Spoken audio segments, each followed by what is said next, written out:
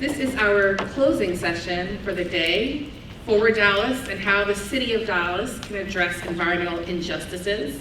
I know it's been a full day, but I expect that this panel will be quite enlightening, and I want to thank the panelists for joining us today. My name is Janie Smith-Collin, and I'm an assistant professor of civil and environmental engineering at Southern Methodist University. My research typically looks at issues of transportation and transportation injustice. And so it's very parallel to many of the conversations that have happened today. So I'm going to start with a brief introduction of the panelists. And just so you know, for timing, we'll probably run this panel till about 4:30, and then we'll have about 20 minutes for Q&A, and then I will turn it back over to Evelyn Mayo to give some closing remarks. So that's how the session will go.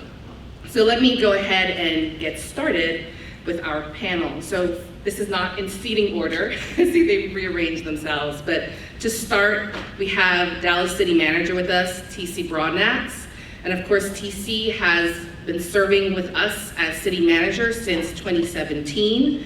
And prior to being City Manager at the City of Dallas, he served as City Manager in Tacoma, Washington for 5 years. He also served as Assistant City Manager for the City of San Antonio, as well as Pompano Beach in Florida. TC has also presided over the annual budget of $4.35 billion and has responsibility for 39 city departments and nearly 13,000 employees. He works towards transparency, accountability, and equity in every city he has served, and in the spirit of service first. Broadnax earned his bachelor's degree in political science and communication from Washburn University in Kansas, and has a master's degree in public administration from the University of North Texas. So welcome, City Manager, TC. Also with us today, we have Julia Ryan. Julia is the Director of Planning and Urban Design for the City of Dallas. She is responsible for integrating equity and empathy into land use policy.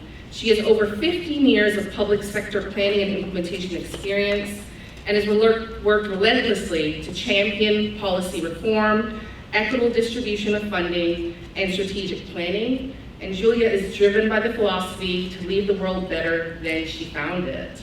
Welcome, Julia. Also with us is Marsha Jackson. So Marsha is the mother of 2 daughters and has 2 grandsons, 2 granddaughters, and 1 great-granddaughter and 1 great-grandson.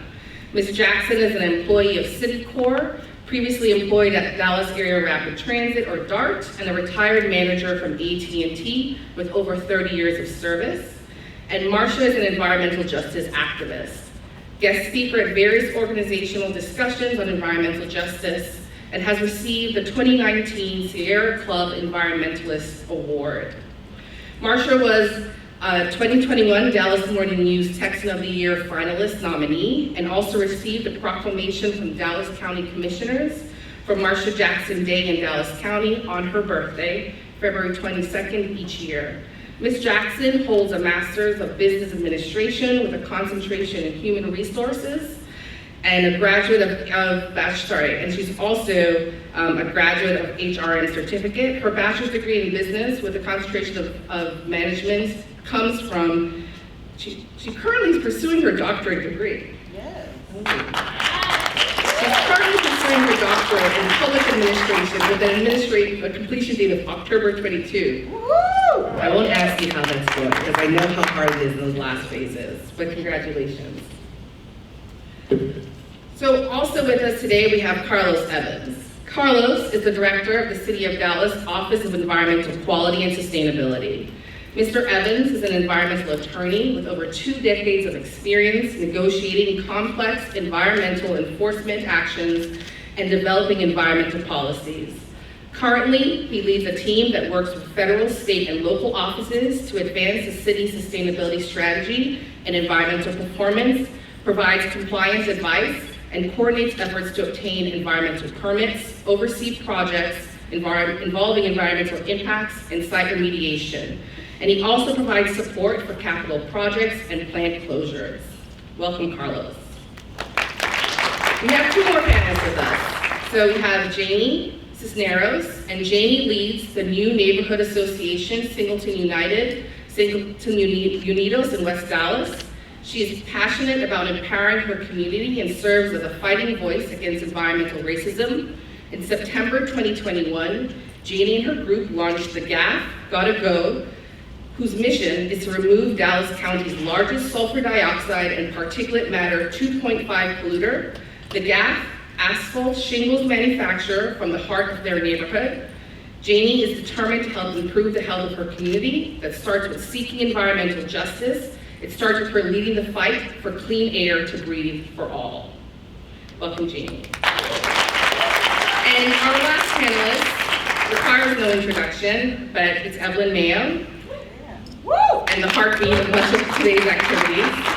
Evelyn is a fellow and professor at Paul Quinn College, where her courses and research are focused on how industrial zoning causes environmental justice issues, and how neighborhoods can cause grassroots urban planning as an advocacy tool.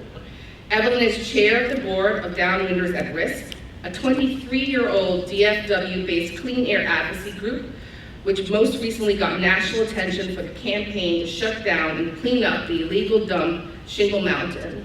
She believes that community organizing and advocacy are key to building more healthy, democratic, and equitable places by bringing underrepresented communities to the decision-making table. And that's our panel, so let's go ahead and give them a welcome.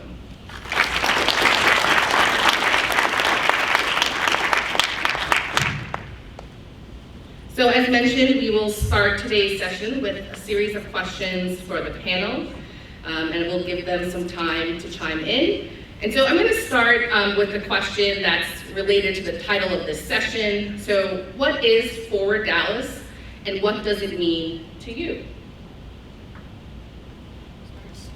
I will start. Can you hear me? Am I on? Yeah. All right. So Forward Dallas is the city's comprehensive plan. And this is a really important process and product for the city of Dallas. The city of Dallas does not have currently a future land use plan that we can use to be able to make strategic zoning decisions. And so this is a really important thing for everyone to be able to get involved in. Sign up on the website, get some information, come to our meetings. We want to make sure that this process is inclusive and equitable so that we can get all of the feedback that we need to be able to present to the city council a future land use map that provides the environmental justice, the equity, all of the things for us as a city, residents, policymakers, to be able to make the decisions that we need to make, to be able to eliminate these disparities that are out there. So the zoning that's out there, doing things piece by piece, over the course of how many years without having a good plan about where specific land uses need to be, where they should not be. So this is a really important process, and I can't stress it enough that we need you all to be part of this, and we hope that you will all be part of this, so that when we bring this forward, that all of your voices will be part of this process. And just to add, or Carlos, did you want to jump in? No, I just say I just wanted to stress or echo Julia's statement, how important this is. I mean, I think anybody who knows or is familiar or supportive of the environmental justice movement knows that since Warren County to now, so many cities have wanted to participate in land use decision-making, land use decisions, right? And this is the city's effort to correct some of the problems of the past, correct some of the errors of the past. I think you have a supportive director who's running this process, who really wants to include equity in the system. So I just echo what Julia is saying. Please participate, because we know that people were left out of previous land use decisions. But moving forward, we want to make sure that doesn't occur. So. And Janelle, you asked what it means to us, and I think what it means to those of us doing neighborhood-based organizing is a massive opportunity. We have been talking about Forward Dallas since 2019. And by we, I mean folks in Floral Farms, folks in West Dallas, because we saw this as kind of the tidal wave of change that could undo the racist zoning, land use outcomes that we see today, and was really the reason why we created the Neighborhood Self-Defense Project, which is the concept of creating grassroots neighborhood-led land use plans that are now in discussion of being incorporated into Forward Dallas. So the last time this happened was in the early 2000s, and so the city's been operating since then till now with old information. And I think unless you're proactive of undoing the zoning, what you see is case after case after case of batch plans of other polluters coming in the same neighborhoods because that legacy is there today. So what it means to me, opportunity. What it means to me is an opportunity to be transformative and protective through these policies. And what I mean by that is not just fixing what's wrong, but really being proactive and putting things in place to protect communities, to protect residents from big industry, from living right next to polluters.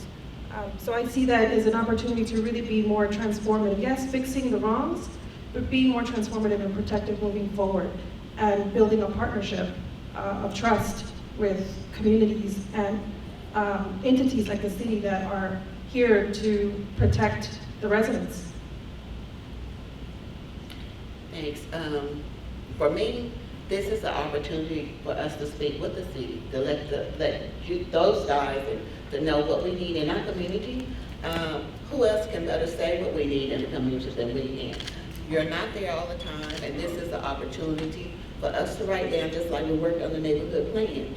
We took long hours working on that to implement what we wanted and what we needed. And as I said, that you're not really there, but this is the opportunity what you can see what we are going through, and also give the neighbors a voice and speaking with the city, because I think now that it's time for communication, for us to work together and talk together, and this give us the opportunity to do that.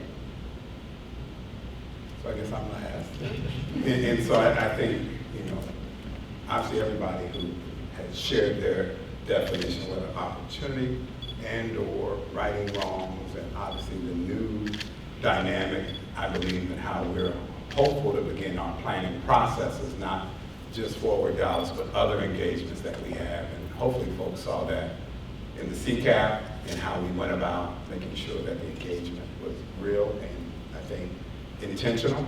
I would say Forward Dallas to me, I think, particularly as it relates to Julia and Carlos's comments, which hopefully are reflective of, I think, their guidance and thinking that comes from our discussions.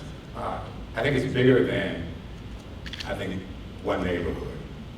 I think the many years that we haven't had, as Julia has said, just think about that, no comprehensive land use map that shares with anyone in this community what could show up next to you on any given day is an indication of what you see out your windows today for those people on the southern side of I-30. And what that has created, though, are conversations that are very isolated and result in all the thousands of PDs, planned developments that we have today, because the zoning's not right, the land uses were not right, so people made it up as they go, and it's a patch quilt throughout the city of zoning that everyone wants. And I think the individuals who've had those opportunities to talk about what they wanted are getting what they want. And actually, in some cases, at a deficit and a detriment to other areas in this community. And so 50, 60, 70, 100 years of land use decisions have been made in many cases, predominantly in areas now that you see a lot of people, black and brown and underserved, that there are things that make this city, I guess, what it is today, right? And all the good things in people's perspective have went up north, and all the things that no one else wanted are in the south. And unfortunately, because of redlining and other things historically, that's typically where people that look like me live and are surrounded. So I would say this as it relates to the go forward, and Forward Dallas is an appropriate title. I think we've got a level set on what can actually be done through this planning process. And so as it looks at what's currently on the ground today, those things aren't going to go away overnight. Now, we might be able to make them non-conforming as it relates to they no longer are consistent with the land use and the zoning that we now place on them. And it will limit their encroachment further in areas where they shouldn't be. And hopefully people understand that. But as Julia mentioned, I think the opportunity, and everybody up here has stated, we now, in alignment with our economic development policies and all the things that people have desired and wanted in their neighborhoods for decades, can actually plan for those things, then go about building infrastructure around those needs and desires. And then the city can work, as we are doing, to attract the type of environment, meaning retail, commercial, housing, single family, multifamily, where they belong, and far enough away from things that they shouldn't be near. And so again, this is definitely an opportunity. I am fortunate to be the city manager at this time to guide this process. I would just tell you this, it is not going to be an easy process. People are not going to be happy with everything that they see coming forward. However, I think nothing easy results in things that really matter to people. And so if we all roll up our sleeves, engage, receive feedback, listen to professionals, listen to people who live in places and spaces that you can only think about and read about, but never experience. I think the plan can be infused with the type of spirit and energy that I've seen over the last 3 to 5 years, where people want a stake in what's in front of them, and they want to make sure that even when they're not here, which a lot of these changes won't come to fruition while any of us are in this room, quite honestly, but our kids and their kids and the things that we grew up with that we don't want to see them have to deal with, those are the things that I think people are fighting for, and I think I'm in with that conversation. My team is supportive, and you have to hold us accountable for making sure we live up to our words, that we really want to hear your engagement.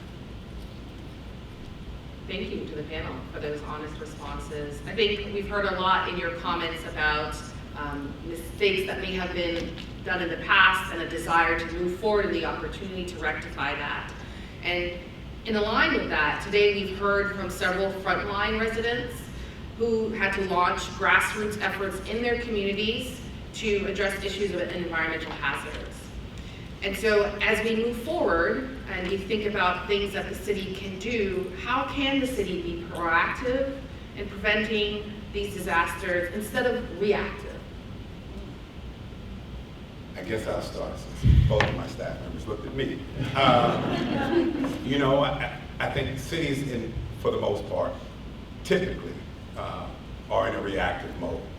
And that's why we set up systems to hear residents' concerns, because we only have, but how many eyes out on the street? You know, 13,000 employees, so 26,000 eyeballs. And those are focused, in most part, on their departmental functions. And so many of our challenges and issues happen often because we don't communicate the way we should internally. And then when we do, there's often a resistance and hesitancy for someone to raise their hand and say, hey, I'll take the football, I'll run with it, and I'll call the plays, and I'll make sure everybody's in the huddle. And so we've got to build more efforts and opportunities for empowerment and cross-departmental communication. Many of those issues, people can recognize them, but in some cases don't know where to go. They don't know how to elevate the conversation to get decisions made to remedy those things. But I will say, we're trying hard to get better, and it only helps when we air and folks share with us where we have to improve. And I think me sitting here, particularly next to Ms. Jackson, doesn't speak volumes. We've been in a room together before, but I think much of the conversation around environmental justice is because of what was going on right next to her. And we had some awareness, and we were engaged, and she made us aware. But we didn't move fast enough, and we didn't have the right type of conversations early enough to prevent, I think, what you saw next to her, which I think is a catalyst for the change we have today. So for me, in order for us to not be reactive, I think we've got to improve our engagement game and listening. And I think people shouldn't have to, as I've said, and it's been a while, that you shouldn't have to really fight City Hall to do the right things. You know, we should be fighting with you to ensure the right things are being done. And so I'm hopeful that we get better at doing that, and people can actually reach out their hand and believe it's going to be another hand coming back from the city side that's sincere about wanting to commit and help. And I think for us, we just got to be reminded that we might know a lot inside City Hall, but many of our employees don't live in Dallas. They don't experience the things that people in Dallas experience. And so we've got to stop and listen sometimes and find a way to appreciate someone else's issues and challenges and figure out how we resolve them. So we gotta work at it. I think these planning processes help, quite honestly, as long as we implement the plans. And I think we've gotta be held accountable to be moving forward in implementing the plans that we've worked with you to create. I can be here on that now, sir. Because when we first started, that was one issue we had. It was nobody listened to me. You know, and those are the big issue I see. Nobody really want to get involved, and they don't want to say anything. It's like the department is almost afraid to speak up. You know, you have to go to the head before you even get a person to engage in a conversation. And when you start with the communication, it starts there. And it ends up stopping there also. It shouldn't have to go further. It shouldn't have to go nationally. Because we're right here in the city of Dallas, when the residents come to you and call and complain or whatever, it should stop. You know, and then to me, living in the city of Dallas, that's even embarrassing to me.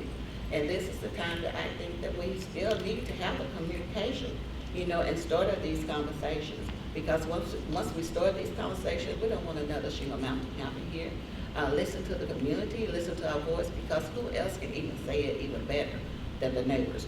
You can't see what we're going through there. I was just telling them even about another issue that's next to me. You can't see that, but I can, and I live it every day.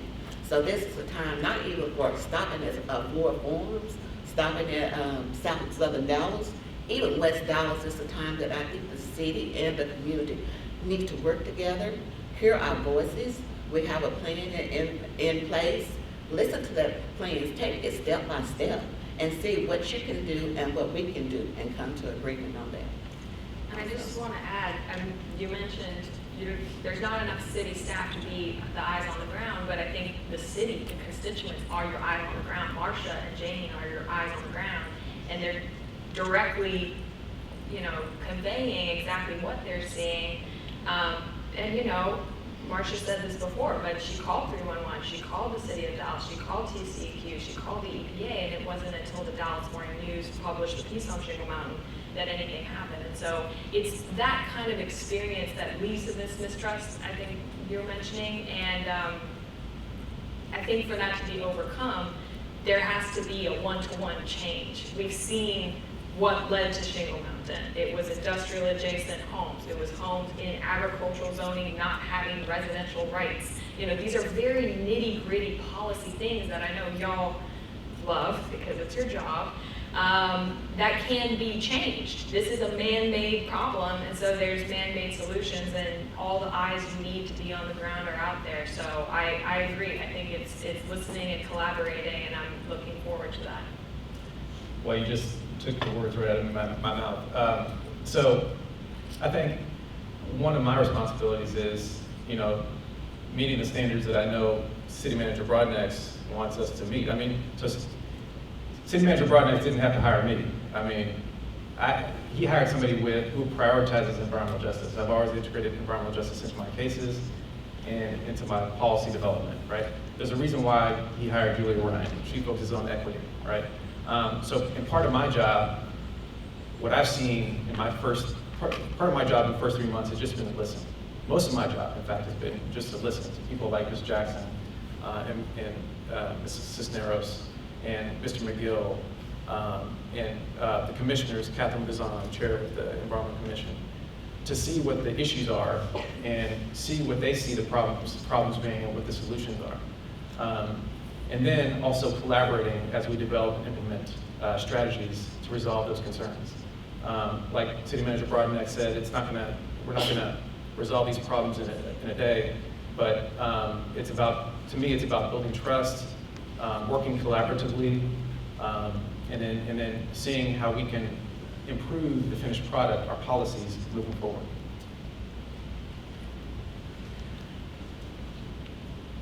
I do believe that there should be that partnership of the city listening to its residents and also the residents vocalizing on their own behalf.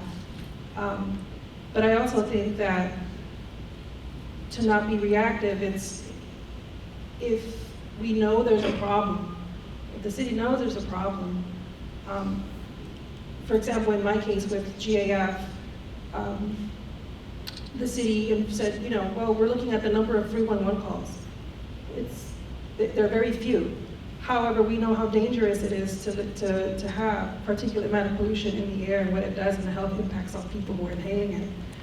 So the problem is there, and if people know that it's there and how dangerous it's there, I find it sometimes hard to grapple with the onus being on the residents to call 311 to say, hey, there is a problem when we know there is a problem there.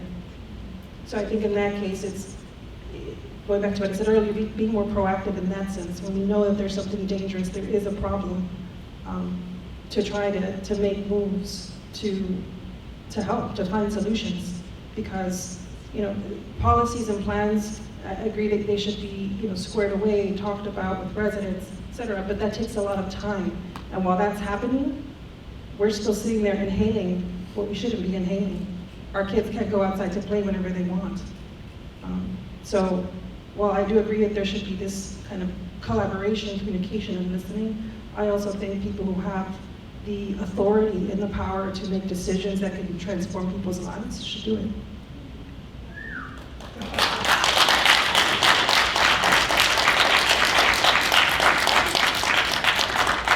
Thank you for that comment, because it does lead somewhat into the next question, which is what would it mean and what would it take for all residents in Dallas to have environmental justice in their neighborhoods?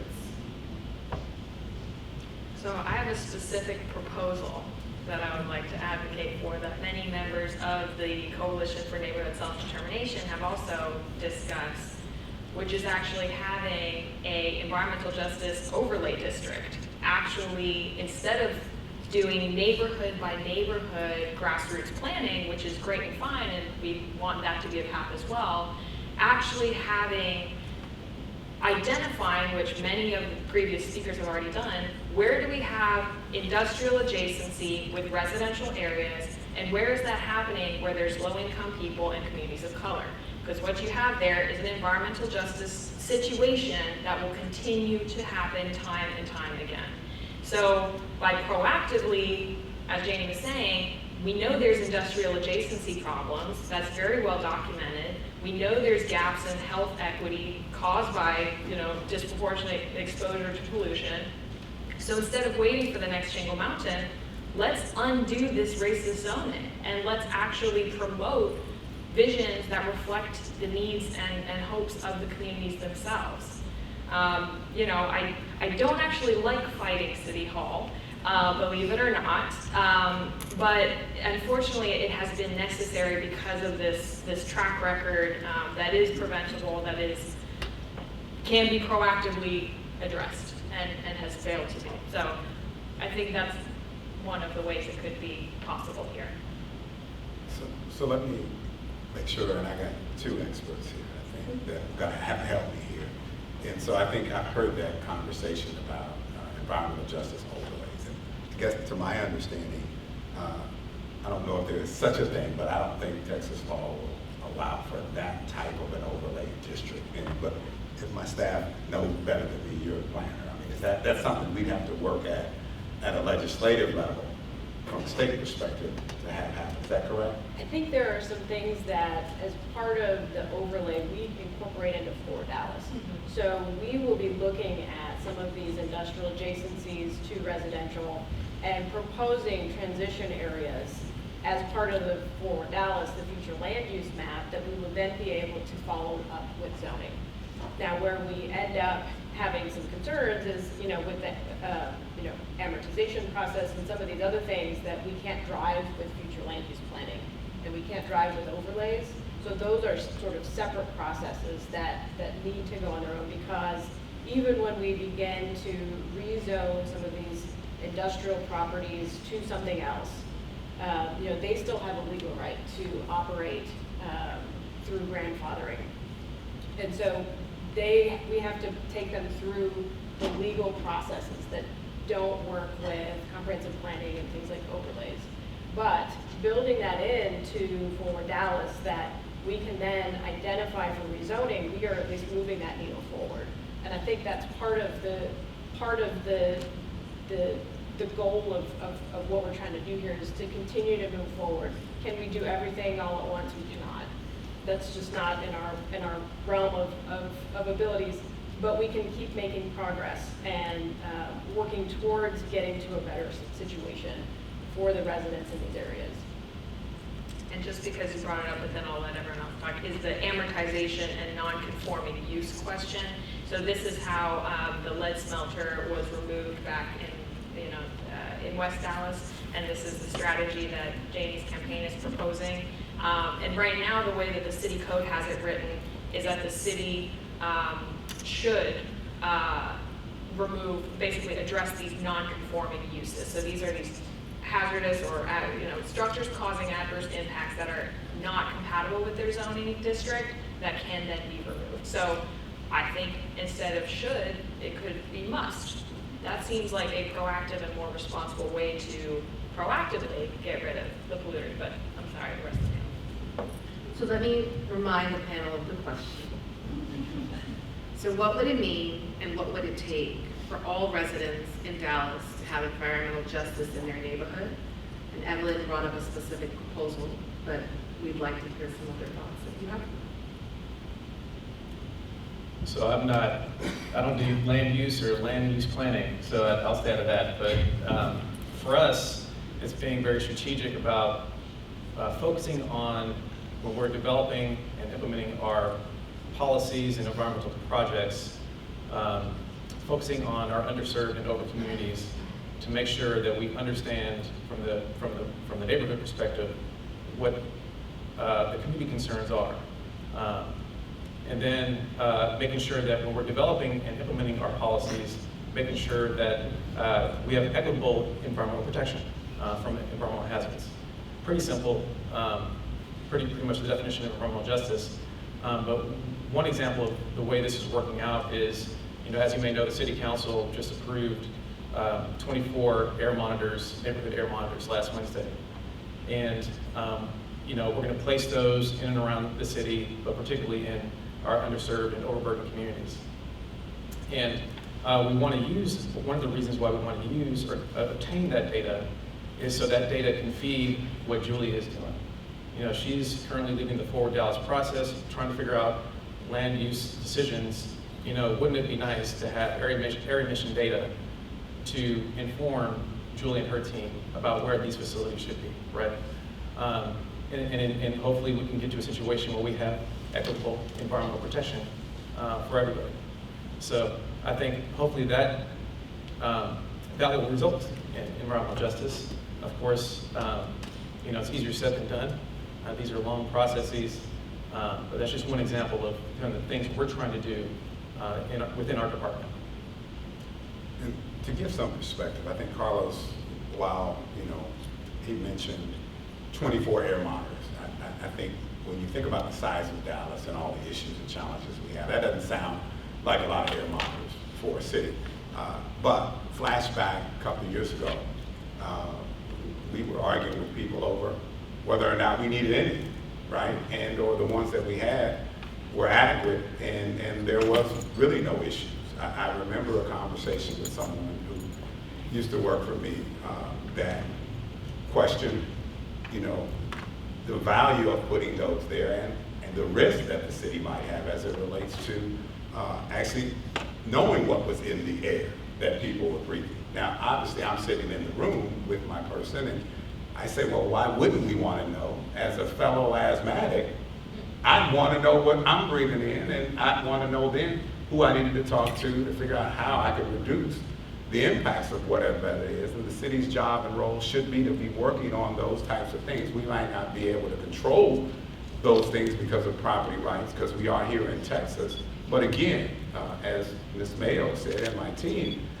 but it's our responsibility to figure out what we do about it. And so for me, what that looks like, I think, is the types of honest dialogue that we can have with people that removes the barriers of I'm the city and I have to protect the city at all costs. Because our responsibility, if we talk about public safety in the realm of police and fire, we also have a public safety obligation when it comes to what is around and what is impacting people's quality of life. That may not be an immediate threat, but can be a long-term threat. So for me, what it looks like is similar to what Carlos said, is these conversations at, I would argue, the neighborhood level, but with a respectful understanding of the limitations I think that the community can have in what their quest is and what the city can do, and some respect and appreciation for if those things are outside of both of our controls, how do we work together to leverage the input and or the conversations with someone who could actually change those things for us. But again, I think it's about forward looking, for me at least, but also addressing some of the issues that we can address, but really making sure we don't create any more things. And to the point of proactivity, I'll just give one example. We're working right now with a council member to remove a city facility that is not probably hazardous, but it's inappropriate for where it's at in a neighborhood in West Dallas. And we're working to figure out how we remove ourselves from that property, potentially clean it up, obviously, and then figure out how we put it back into beneficial use to really make it fit with the community and come up with another strategy to do the very thing we've probably been doing for 30 or 40 or 50 years in that location. Do it in another manner. And so again, I would just say from my administration's perspective, environmental justice for me means all the things that I didn't receive probably growing up when I was young and had to experience many of the same challenges and issues. That's probably one of the reasons, the only reason I'm sitting in this seat today, is because that's what city managers have the ability to impact. And that is the people that do the work and working with the people that get to make the decisions about the work that the people do. I get to be in charge of that. And so again, flanked by two people I know really feel passionately about environmental justice and appropriate land uses and adjacencies, I'm feeling pretty good about where we are, but I know we can do more, and I'm willing to make sure that we're committed to stay in it for the long haul. For me, it's eight items on the list that we have in District 8 that need to be cleaned up. We had that on the list and it hasn't been done yet. When we sat on the panel, when we had a meeting, and we're in violation. But 8 different illegal HPCO, and it's still there and hasn't been done. So environmental justice for me, and floor forms, neighborhood, for that to be cleaned up, for that to be removed. Any other illegal business do not have CO or HOP, that need to be cleaned up. When we gave that list, when we turned in that list to ICP, so when we got it, we got a retaliation from the plan. Instead of it cleaning up, your planning director said, we sent out violations on that, and it should have been closed up. It hadn't been closed up.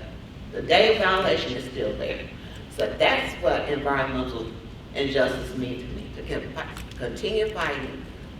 I have a residence there that been there 53 years, and he has been down to the city fussing and complaining so much, that his heart is just so broken because he lived there, and his home is engulfed around trailer parking.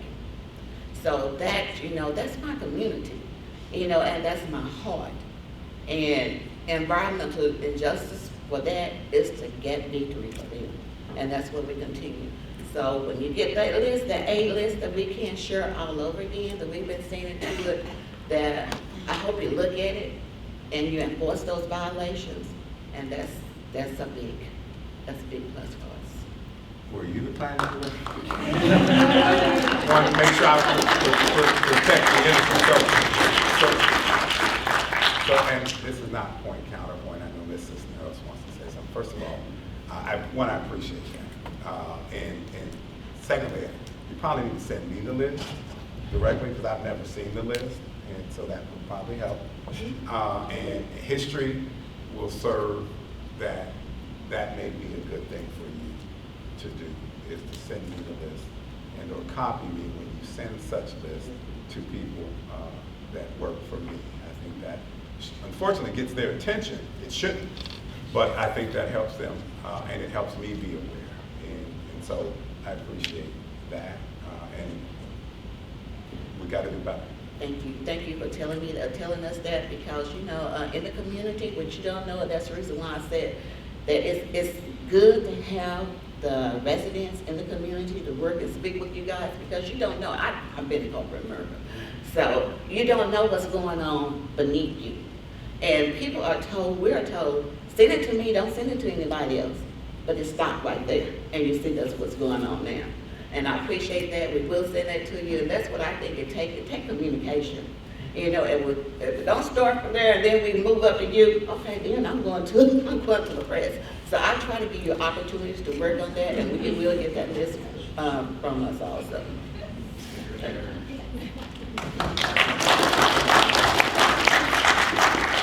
keep it coming short. No, I agree similarly to Marsha. You know, cleaning out what's hazardous in our communities, being proactive about that. You know, in our particular instance, we just want to breathe clean air. So getting rid of those polluters, not allowing new polluters to come in would be super helpful, would help us with seeking environmental justice in a way of helping us improve our health. We want the same quality of life that more affluent neighborhoods have that don't have to live with industry. We want that. Earlier in a panel, somebody mentioned something great. Say we don't just want, you know, it's just in terms of affordable housing. You don't just want the affordable piece. You want the richness.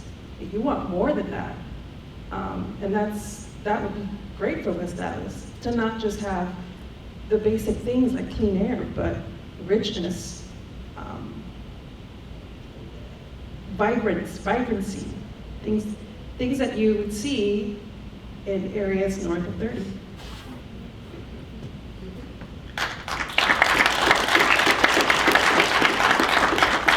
Thank you to the panel for those heartfelt comments. I do have hopefully 2 more questions that we can squeeze in. So the first is, how can land use and Forward Dallas and modifications to the zoning code help us be proactive and prevent EJ issues in the future? And I expect that maybe the city has comments, and perhaps also neighborhood associations have thoughts as well. So listen, only listen to me, don't. So first of all, I did say people need to email me, so that doesn't mean just email me. Just, when there's an issue, definitely make sure you include me. So I just want, unless you want to say hello, only Ms. Jackson. However, so let me say this about land use and how that can help us. If I say anything, I think Julia said it already. My experiences are, it would be great, neighborhood plans, I think people visioning and sharing what they'd like to see next to them in their community, and all the things that I think happen in those robust processes. There's a couple of things that need to happen after that I've seen fail communities, and then they still scratch their head. You invite people out, and I have one of the planners who's worked with me historically, Andrea Gillis, who's our assistant director in planning out here, worked with me in San Antonio. And one of the things that I experienced was we do this great planning, and everybody come together, 150, 200 people in a room, similar to what goes on in Dallas. And then everybody leaves after we've got the plan, it's been adopted, it looks nice and it's pretty. And everybody goes back home, gets in their garage, closes the door, starts watching TV and living life, and just hopes something happens after that, right? Magically, somebody's going to sprinkle fairy dust on all those books, and somebody's going to come and build everything that you say you want built. That doesn't happen, because developers and builders have their own plans, and they want to do what they want to do.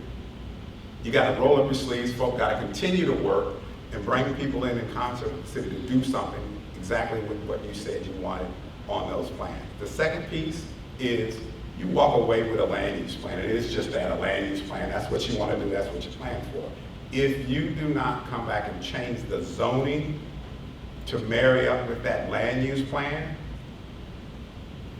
and the current zoning continues to exist, then someone's going to be able to do exactly what they want to do on that property, and we're not going to be able to say anything about it. And so one of my goals and one of my points of emphasis, because I experienced it in real life in San Antonio when we didn't do that, and then I began, since I was over that portfolio, requiring requiring the zoning processes to start immediately after the land use plan was adopted to ensure those conversations took place, and then we implemented the zoning to prevent someone, because in Texas, if you submit a building permit before anything else changes, you will have a vested right, and no matter what happens after that, you can still do what you want to do if your plan is accepted when it's brought in to get a permit. So I would just say, you gotta do land use that describes density and intensity. And then you've gotta come back and do the zoning, and it's gotta be a part of a process that doesn't require the community to have to come forward and tell us we need to do that. We need to do it automatically based on those conversations that we've spent months having. And so again, that's something I'm hoping that we can do as a part of our Forward Dallas. And the plan is great, but it's gotta have some regulatory types of maneuvering in it to ensure, again, that people get what they expect to get and what we've talked about. Now, there's a slippery slope, because some of that, as I've seen in the past, owners who own the property may feel aggrieved and damaged, and it may make them believe and or sue the city as if we took their property because we downgraded and downzoned them, and it might be a taking in someone's mind, and then we'll have to fight those fights as well. But again, I just wanted to say from a land use perspective and a zoning perspective, those things have to marry up. People gotta do the work, keep putting in the work, and that includes the city, to make sure that we make people live up to those things that, again, if we've said we want them to be a certain way, we've got to make sure that at least the zoning matches so we can require it. And I think, so the story, the example you gave of people going to meetings and coming home and watching TV, I feel like in Floral Farms in West Dallas, it was the opposite, where we had people living their lives, watching TV, doing whatever, then one day they drove out of their garage or their house and they saw Shingle Mountain.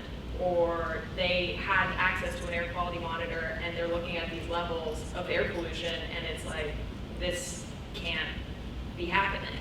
And so that was the starting point for these neighborhood plans. It was not, hey, let's have a meeting, let's do a plan and see what happens. It was, oh my goodness, if I don't do something, this is going to keep happening and I might die. And so when you have that momentum, there's no question that the neighborhood will fight for implementation. There's no question that the neighborhood will fight for rezoning. There's no question that the neighborhood won't own that plan and see it through to full implementation and funding. And so that's the biggest difference that we want to really impress on people, is that top-down planning, you might do a massive charrette, have a lot of people come out, walk away, 20 years passes. With neighborhood-led plans in frontline communities, that's just not the case. And so the barrier has been this point of getting the zoning through the authorized hearing process to marry up with that land use and move ahead. So there is a role that we've taken it as far as we can.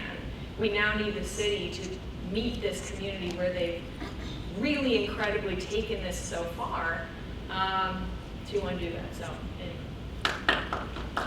Listen, and I don't disagree, but I think in your statement, and I didn't mean to be cavalier about going back in and watching TV. Sure. It just meant that things just don't happen on their own.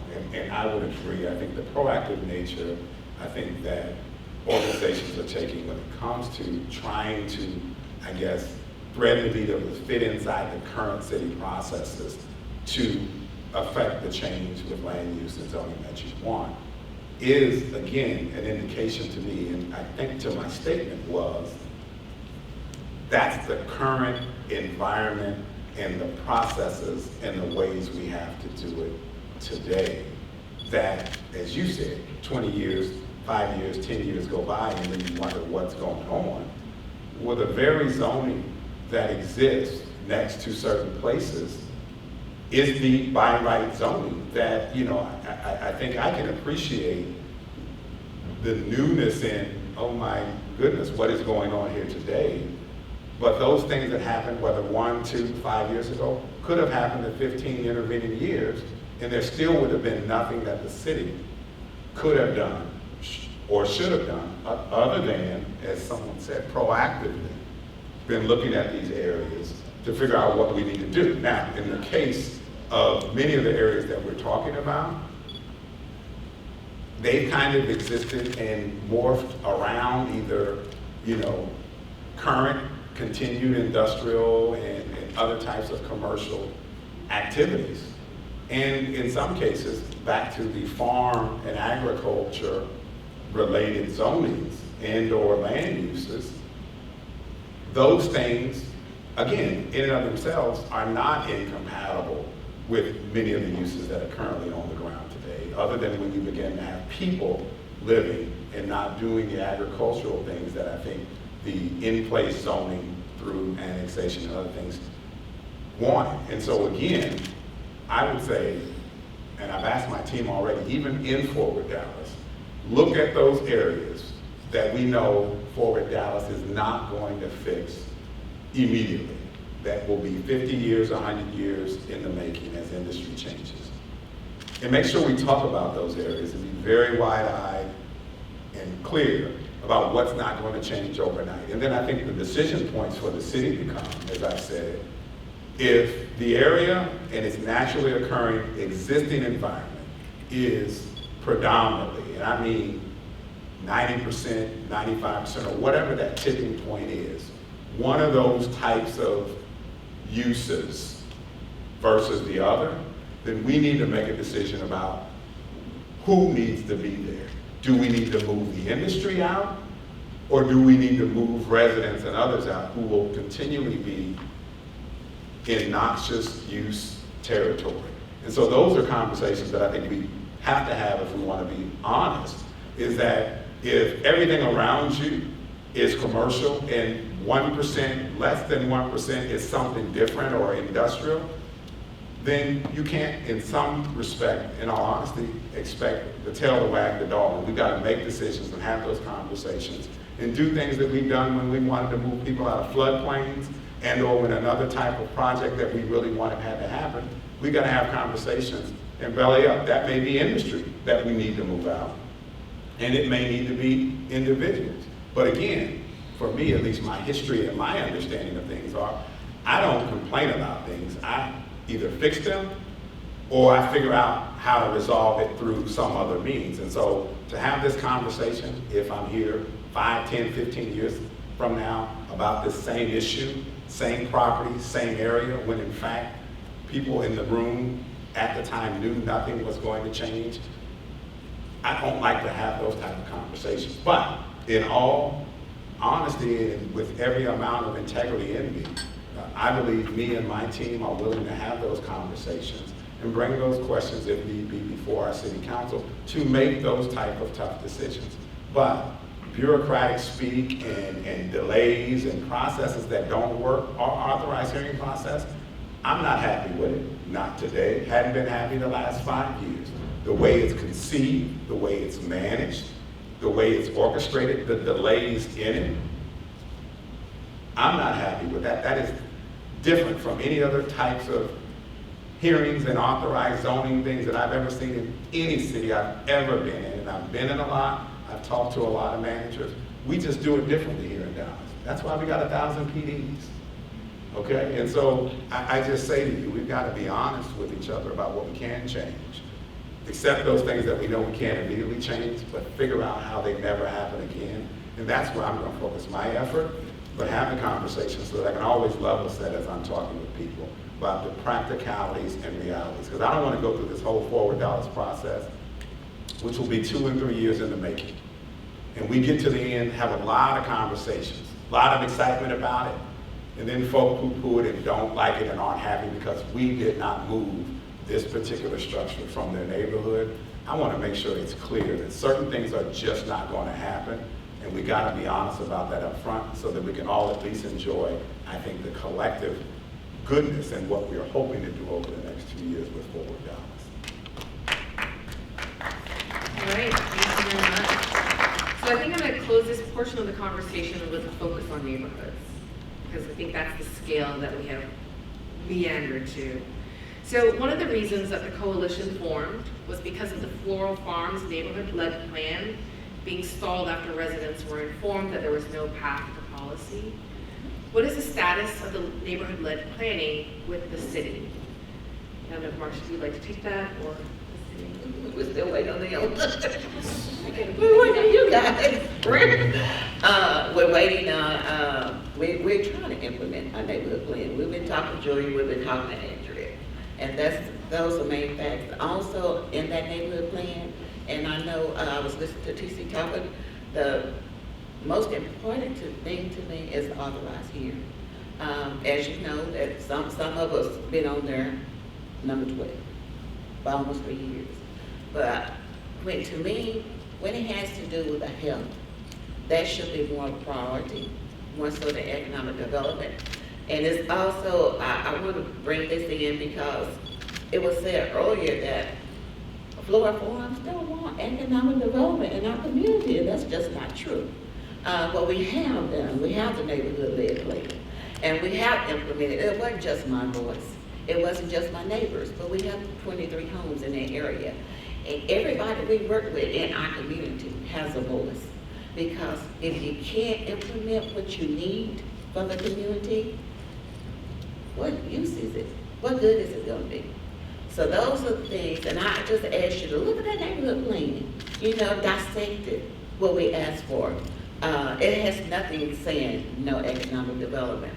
I also want to say, to bring to attention that I think it also have a lot to do with education of some of your staff. That's just like next door to me, because the zoning issues. And when we had to go back in and tell them that this is happening here, no, they're doing the right thing because it's in zoning. It wasn't until we had to pull it out and let them know. No, they need an SUP. They had a CO. And why should the residents have to go in and pull it out? So those are some of the same things also that that neighborhood plan implement that. We have our educational part of it back there also. And we can work with you guys if you have to work with us. That's all we're asking. Work with us, we have a plan, it's not that hard. It's not that hard at all.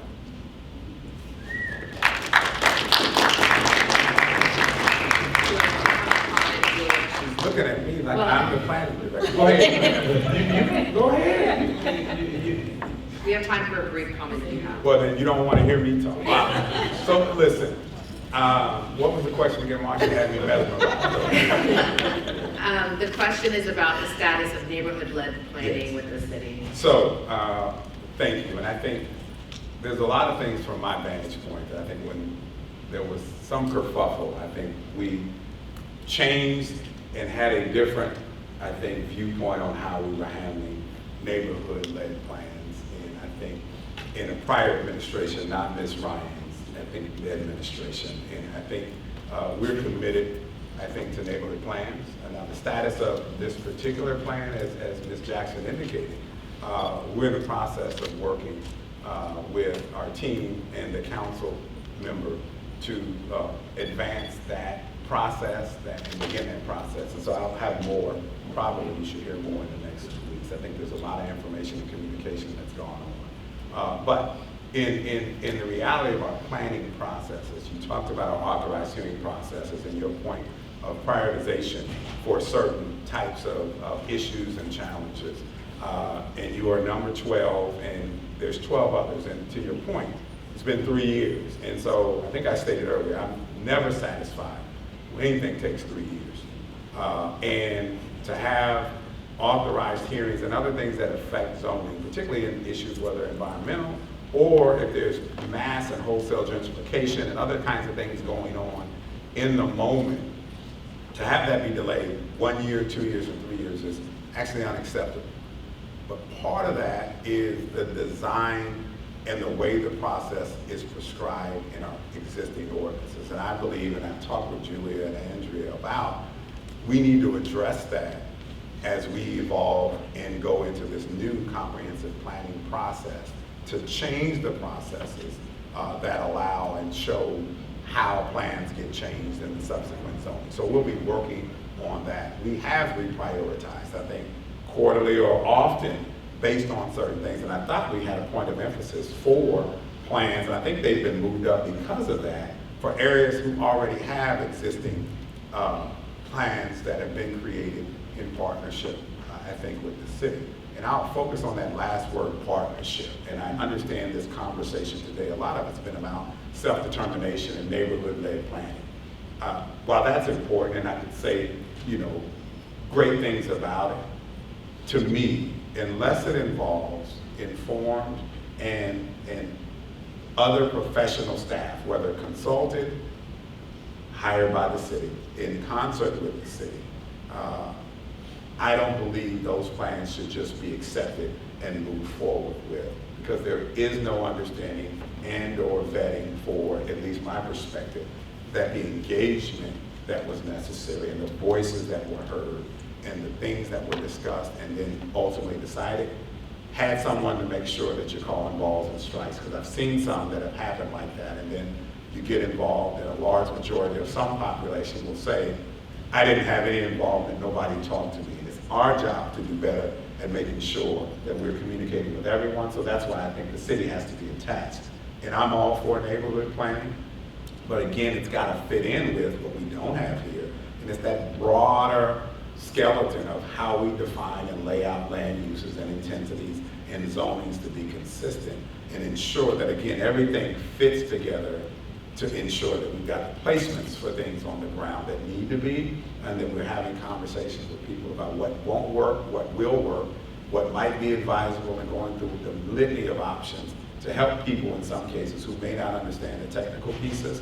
And to your point, we've definitely got to have staff that know what they're talking about, and they've got to be good at what they do, and or they need to go work for some other city in the Metroplex and give them the benefit of teaching them and training them. But once you get to the level of what we're needing here in Dallas, you've got to already know what's going on, and you got to know how to work with people. And I'll be honest, we had not been very good at engagement in the city, authentic engagement.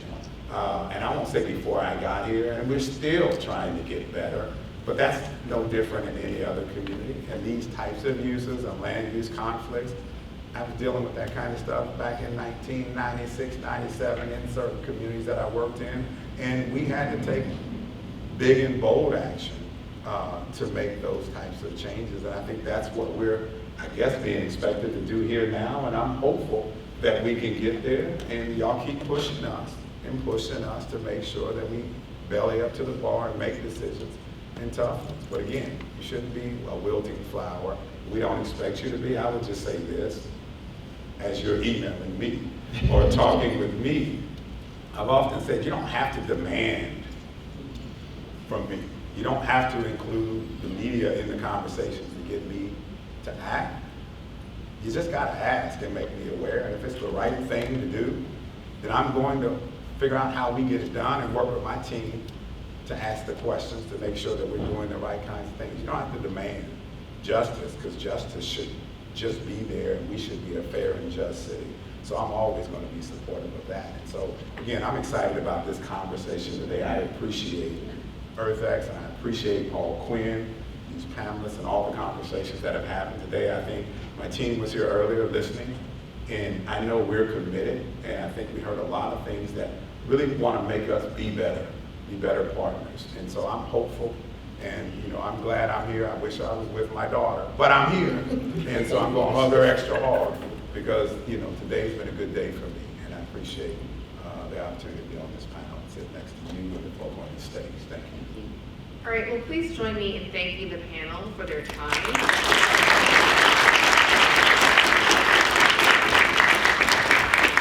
The panel discussion went a little long, that's my fault.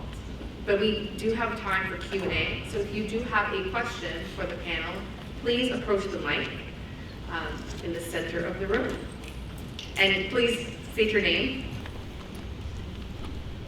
I'm kind of late to this discussion, so pardon me if this has been expressed earlier. Mr. City Manager, I've worked around the Dallas environmental community for a long time. I've also been working on the CCAP. And one thing I've seen, because I've been working, trying to help folks in West Dallas on batch plants, I've worked around East Dallas and other places, is I feel like, as you said, people need to know who to complain to and what number to call. I would really like to see in the next city budget more money committed to outreach, so people know where to complain about air emissions, where to complain about different things happening in their community. And I just want to ask, and I think it not only needs to happen in English, but also happen in Spanish. I hope you will commit more funds, or I'd like to ask you today, will you commit more funds for that kind of outreach in Spanish and English, so folks know where to go to when they have environmental problems in the city? Thank you.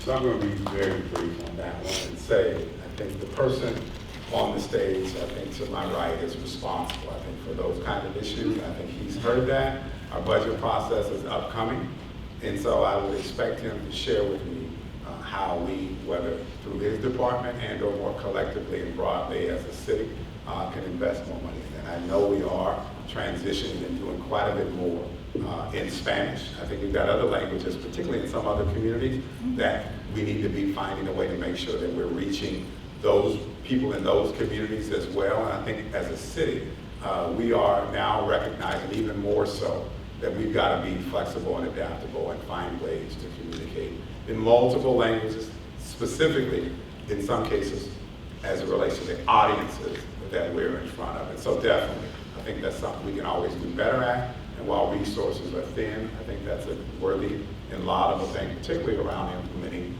the some 100 or so things in that CCAP. So again, thank you for your work and efforts. I appreciate your comment. I just had one more comment, if you had time.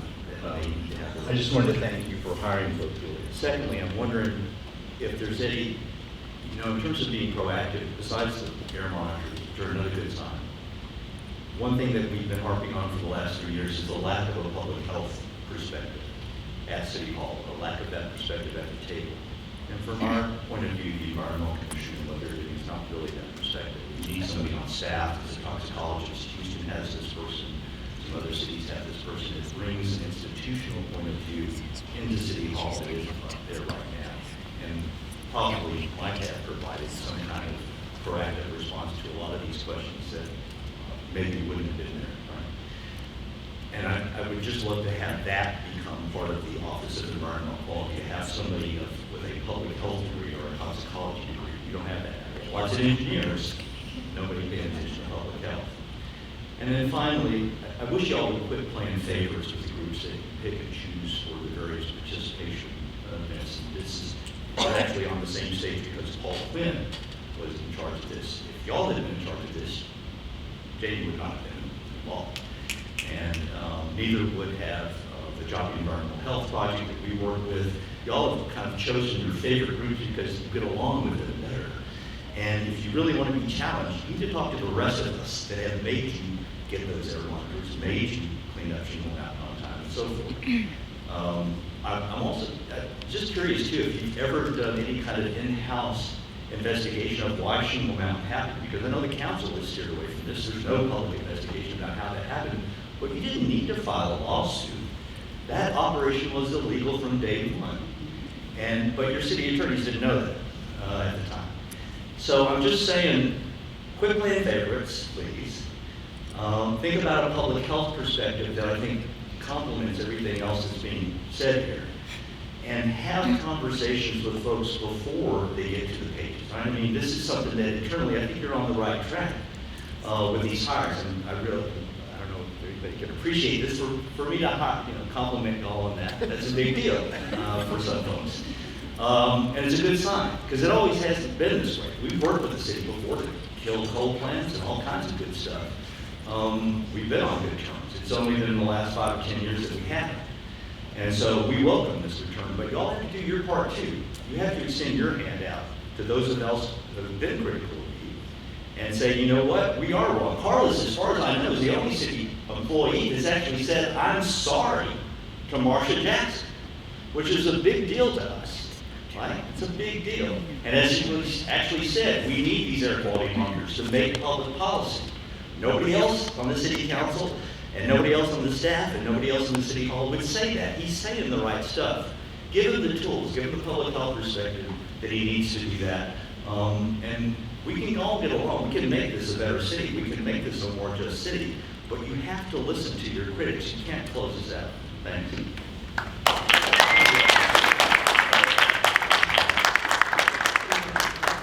commercials.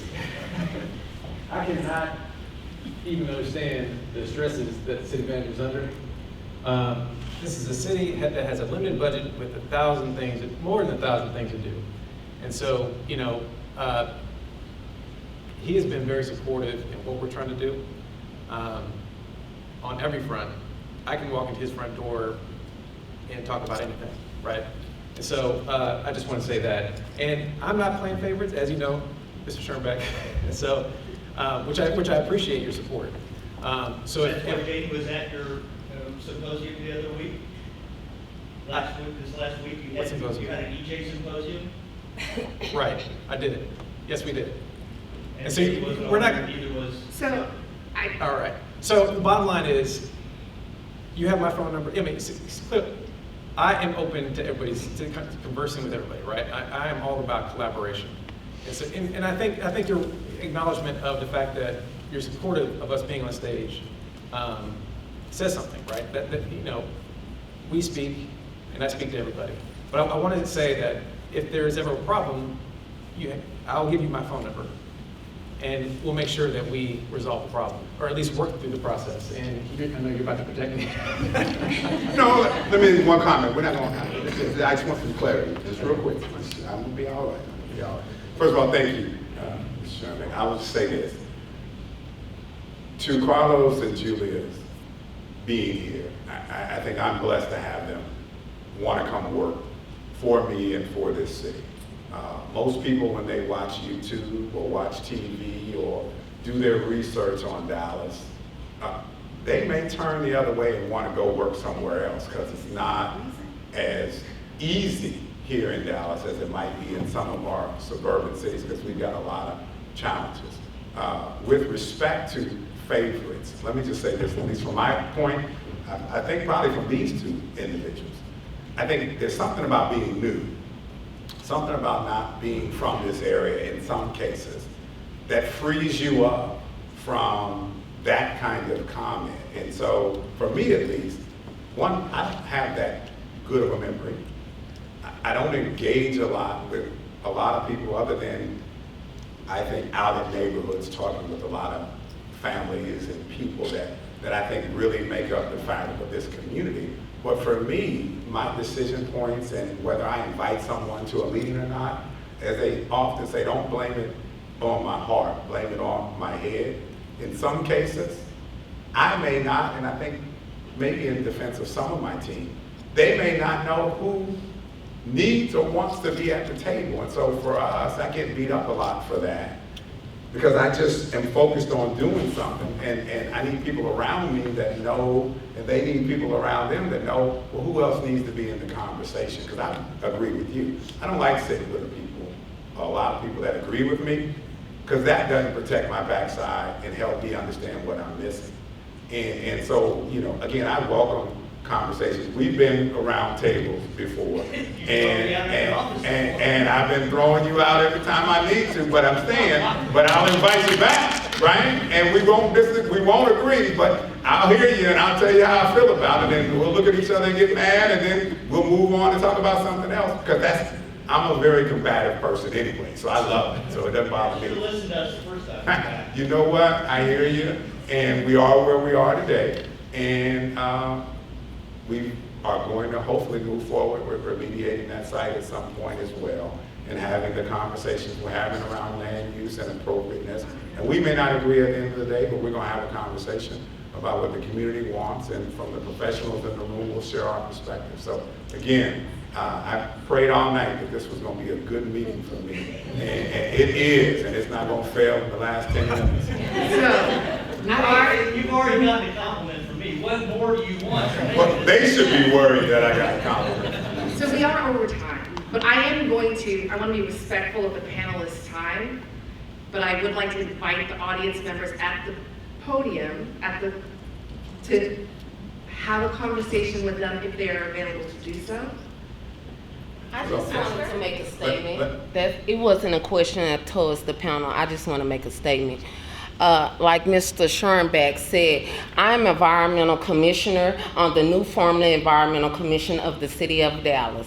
I live in a fence line community of Joppy. So I don't feel like the city played any favoritism to who is on that committee. Secondly, the committee is doing work to implement changes in communities. I just wanted to stand up here and tell the room about the Environmental Commission, because it kind of hit me hard when he said the Environmental Commission is not what they is. We are citizens of the city of Dallas, and I live in the industrial port. Jim Sharbeck, he spoke of the environmental health project in my community, that they would not allow me to be on the committee. And he talked about how the city is treating residents. It's how the nonprofits that are supposed to be a resource to these communities is treating people, because we don't get along with they get along. Sir. So I just want to stand up here and say, Mr. Robex and Carlos and the city is doing what we can to make a change in the city. And they started it with the Environmental Commission. And FYI, Schoenbeck, that we do have health professionals on our committee. We just added a pediatrician that has been working with asthma and air quality in the city of Dallas. We have another committee with doctors and nurses and everything, and it's called the Health Committee of the Environmental Commission. If anyone want to speak to me after this meeting about our Environmental Commission that is very doing work to impact the changes in the community, I'm welcome. And I'm Tamika DeRoe, and I represent District 7. Thank you very much, Tamika. I am going to end it there because that was a very powerful, strong comment. I do invite you to come speak to the panel. I'm going to let Evelyn wrap us for this session. Oh, I guess I have a mic. Sorry. So thank you again, panelists. I started this morning opening up saying that this is our chance to do things differently, and I think everything you've heard today also aligns with that goal. Forward Dallas is a huge opportunity. The new leadership at City Hall presents the right people to get this opportunity to where we need it to be. And the time is right. We've waited too long. We've known about the problems in West Dallas since the last general transition of zoning happened to further industrialize their neighborhood. We know the same thing happened in Floral Farms. We know all the things we need to know, and now it's time to implement. And so by doing things differently, we have frontline residents on stage here today with the highest levels of leadership at City Hall, and this was only possible because of Paul Quinn College convening all of these people and all of these panels today. And so I shared this at the beginning, but it was the first year that Paul Quinn participated in the HBCU Climate Change Conference in New Orleans last week. And my students are here. It was amazing. And we were just so blown away by everything we heard, and we're bringing that energy back here because, as I said before, for every person's story I heard or policymaker that spoke, there was someone in Dallas that I thought of that had that same message, the same energy, the same potential. And so I'll close with kind of an ode to the EJ community, which is that we are consistent, persistent, and bullshit resistant. And so I encourage you to keep those 3 words close and to continue holding all of us accountable and each other accountable to the city that we deserve. So thank you for being here today. Dr. Dowdy, do you have anything else to add on behalf of the college? If you do, I will give you the opportunity to share as well. Thanks. I want to ask for a round of applause for our panels. And for everyone who participated today, who's been here all day, who just came for this panel because they knew it was going to be spicy. I am very, very grateful. And I ask for a special round of applause for Evelyn, who was the driving force behind today. if you know her even a little bit, doesn't do this for the applause, but has an enormous amount of integrity and really cares about every single person in the communities that we're talking about and listening to today. There is very little fat on the menu today. If you looked at every person that was invited, all the topics that we covered, and if you listened to even a moment of the sessions, nobody was here today just for their personal brand. Nobody's here today because they got something to sell.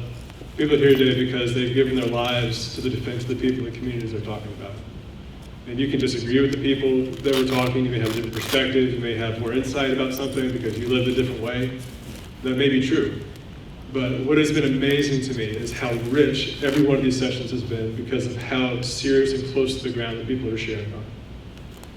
And that means a lot to me as somebody who was really hoping it would be like that, and it was. You know. Two things that we looked at land use and we looked at justice. And I've been going back to two things that are really impressive to me about today that really stuck in my mind, which is the jewels that we have on 10th Street that are endangered. And the disposability that's imposed in that community and how that's reflective of how those people are treated and how many people in our city are treated and how it's the same process as the poison that's happened to them and to other people in other communities. It's the same disposability, it's the same process. And the other thing is the research project happening in Joplin and the energy that's come behind that, but the other efforts that we're making. And the groundbreaking things that are happening in those different spaces. 10th Street is a miracle. It's already a miracle. And Joplin deserves to breathe. And there are versions of those truths in every neighborhood in this city. It is incumbent on us to use what powers we have, whether in the city, or at Paul Quinn, or at UTD, or at EarthX, or whether it's in the neighborhoods that give us our life and our identity and our friendships and have nourished us. It is incumbent on all of us to use what powers we have to ensure that those miracles continue and persist and are enshrined, and that those who deserve to breathe can. And that's what I urge you to do. Thanks for being here.